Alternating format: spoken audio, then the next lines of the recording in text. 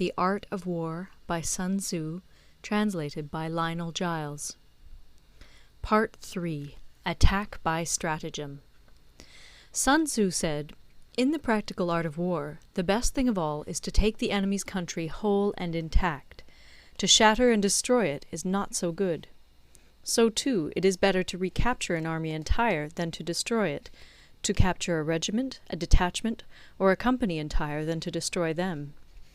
Hence, to fight and conquer in all your battles is not supreme excellence. Supreme excellence consists in breaking the enemy's resistance without fighting. Thus, the highest form of generalship is to balk the enemy's plans. The next best is to prevent the junction of the enemy's forces. The next in order is to attack the enemy's army in the field. And the worst policy of all is to besiege walled cities. The rule is, not to besiege walled cities if it can possibly be avoided.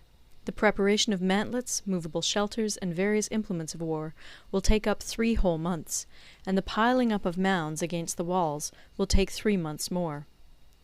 The general, unable to control his irritation, will launch his men to the assault like swarming ants, with the result that 1/3 of his men are slain, while the town still remains untaken. Such are the disastrous effects of a siege. Therefore the skilful leader subdues the enemy's troops without any fighting. He captures their cities without laying siege to them. He overthrows their kingdom without lengthy operations in the field. With his forces intact, he will dispute the mastery of the empire, and thus, without losing a man, his triumph will be complete. This is the method of attacking by stratagem. It is the rule in war, if our forces are 10 to the enemy's 1, to surround him; if 5 to 1, to attack him; if twice as numerous, to divide our army into 2.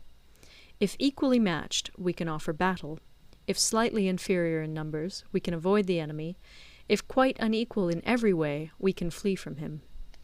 Hence, though an obstinate fight may be made by a small force, in the end it must be captured by the larger force. Now the general is the bulwark of the state. If the bulwark is complete at all points, the state will be strong. If the bulwark is defective, the state will be weak.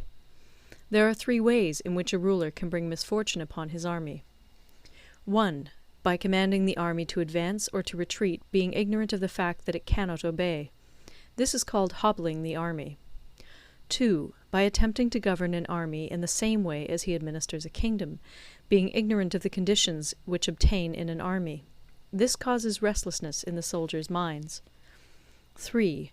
By employing the officers of his army without discrimination through ignorance of the military principle of adaptation to circumstances. This shakes the confidence of the soldiers. But when the army is restless and distrustful, trouble is sure to come from the other feudal princes. This is simply bringing anarchy into the army, and flinging victory away.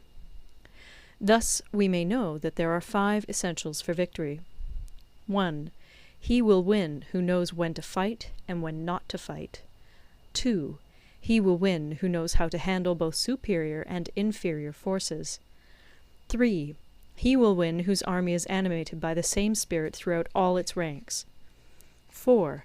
He will win who, prepared himself, waits to take the enemy unprepared. 5.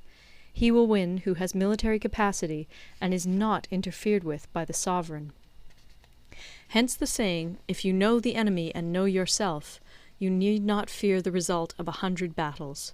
If you know yourself, but not the enemy, for every victory gained you will also suffer a defeat. If you know neither the enemy nor yourself, you will succumb in every battle. End of Part 3.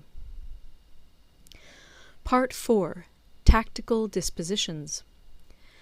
Sun Tzu said, "The good fighters of old first put themselves beyond the possibility of defeat, and then waited for an opportunity of defeating the enemy. To secure ourselves against defeat lies in our own hands, but the opportunity of defeating the enemy is provided by the enemy himself. Thus the good fighter is able to secure himself against defeat, but cannot make certain of defeating the enemy.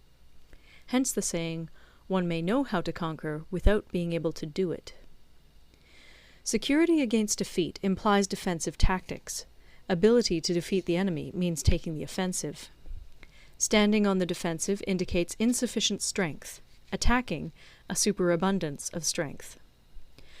The general who is skilled in defence hides in the most secret recesses of the earth.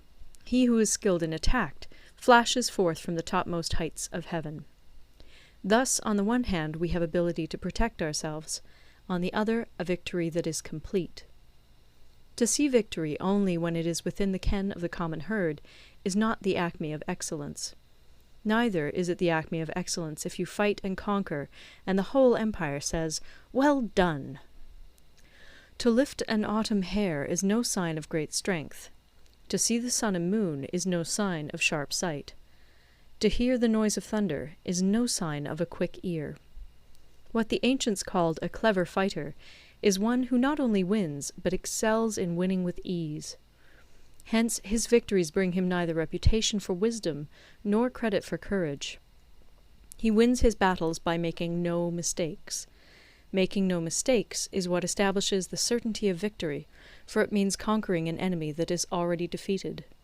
Hence the skillful fighter puts himself into a position which makes defeat impossible, and does not miss the moment for defeating the enemy. Thus it is that in war the victorious strategist only seeks battle after the victory has been won, whereas he who is destined to defeat first fights and afterwards looks for victory. The consummate leader cultivates the moral law and strictly adheres to method and discipline. Thus it is in his power to control success. In respect of military method we have, firstly, measurement, secondly, estimation of quantity, thirdly, calculation, fourthly, balancing of chances, fifthly, victory.